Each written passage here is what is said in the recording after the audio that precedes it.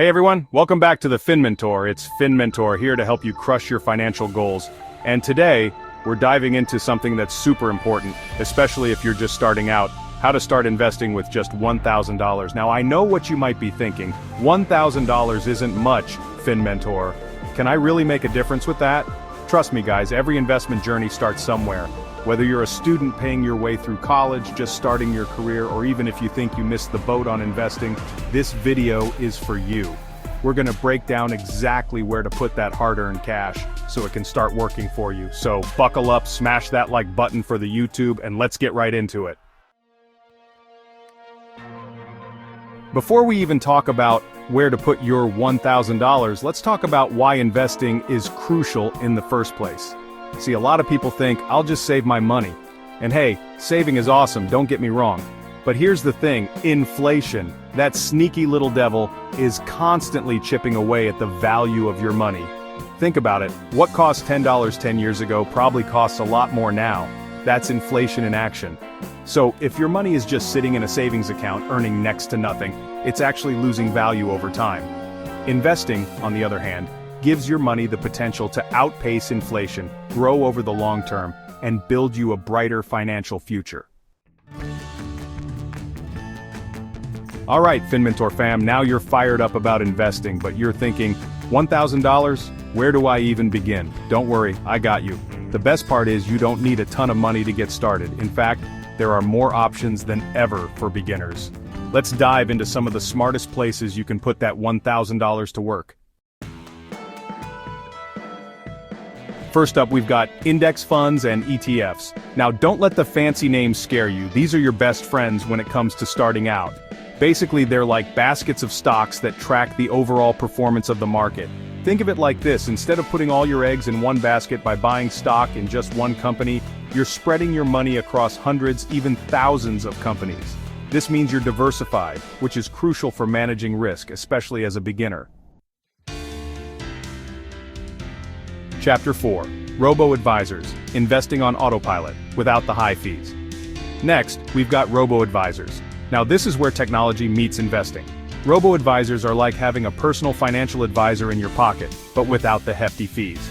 You simply answer some questions about your risk tolerance and financial goals, and the robo-advisor does the rest, building you a diversified portfolio and automatically rebalancing it over time. The best part? Most robo-advisors have super low minimums, sometimes as low as $500.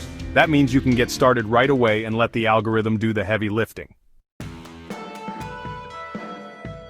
Chapter 5. Individual stocks, high risk, high reward, but do your homework. Now, if you're feeling a little more adventurous and want to pick your own stocks, that's totally an option too. But, and this is a big but, you gotta be careful. Individual stocks can be volatile, meaning their prices can go up and down like a roller coaster. Before you dive into the world of individual stocks, do your research. Look for companies with strong fundamentals, a solid track record of profitability, and products or services you believe in. Now let's talk about real estate. I know, you're probably thinking, FinMentor, real estate is expensive. I can't afford a down payment on a rental property with just $1,000. And you're right, traditional real estate investing does require a lot of capital. But hold on, that's where real estate crowdfunding comes in. With platforms like Fundrise or Realty Mogul, you can invest in commercial real estate projects with as little as $500 or $1,000. It's a great way to diversify your portfolio and potentially earn passive income. Now while we've covered some awesome investment options, it's important to talk about what not to do. First up, avoid trying to time the market. Seriously, nobody, not even the so-called experts, can consistently predict short-term market movements. Trying to time your buys and sells will likely lead to more mistakes and potentially cost you money in the long run. Remember, slow and steady wins the race. Look, investing is a marathon, not a sprint. Starting with $1,000 is amazing, but don't expect to get rich quick. The key to building real wealth is consistency. Keep adding to your investments over time, even if it's just a little bit each month. The power of compound interest will work its magic, and before you know it, you'll be amazed at how much your money has grown. Remember, the most important investment you can make is in yourself. Keep learning, stay informed, and never stop growing your financial knowledge. So there you have it, FinMentor fam. You don't need a fortune to start investing. With just $1,000 and the right knowledge, you can begin building a brighter financial future for yourself. Remember, it's all about making smart, informed decisions and staying consistent. If you found this video helpful, hit that like button, subscribe to the channel for more awesome financial tips, and don't forget to ring that notification bell so you don't miss out on future videos. As always, drop your questions or thoughts in the comments below. I love hearing from you guys. Thanks for watching, and I'll catch you in the next one.